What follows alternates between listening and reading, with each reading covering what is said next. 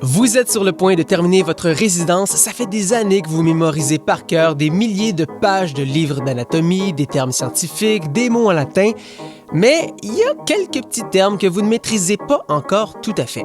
Cette vidéo portera sur deux d'entre eux, les fameux PEM et PREM.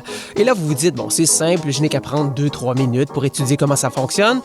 Et là, vous vous rendez compte que c'est compliqué cette affaire-là.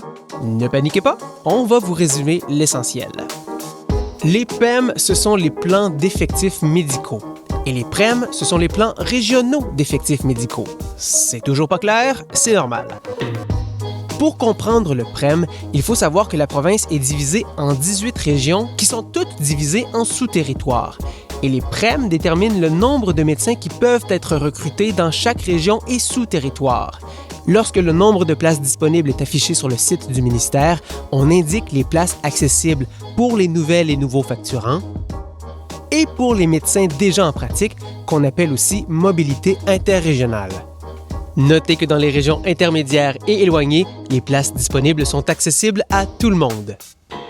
Donc, pour pratiquer, vous devez d'abord demander un avis de conformité au PREM, c'est-à-dire la permission de pratiquer dans cette région. Et c'est au chef des départements régionaux de médecine générale qu'il faut s'adresser pour ça. Il y en a 18 en tout, un ou une par région. Si vous obtenez votre avis de conformité au PREM, ça vous engage à effectuer au moins 55 % de votre pratique dans cette région-là. Si vous ne respectez pas cette règle-là, par contre, vous pouvez perdre 30 % de votre salaire, c'est à ne pas négliger.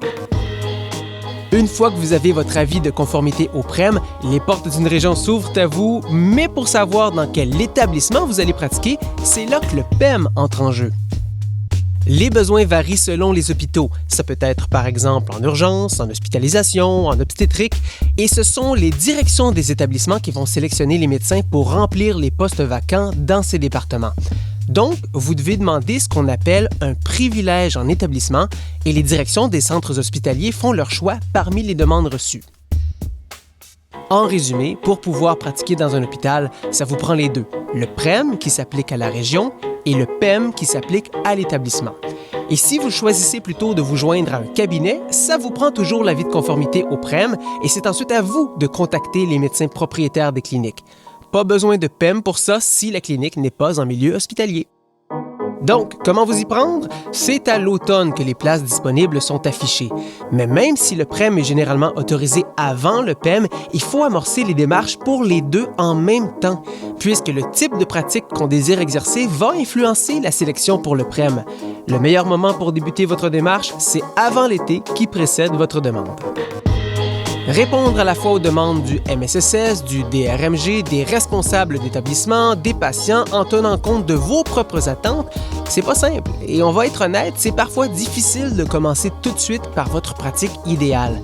Donc, amorcez votre réflexion en avance pour savoir ce qui importe le plus pour vous.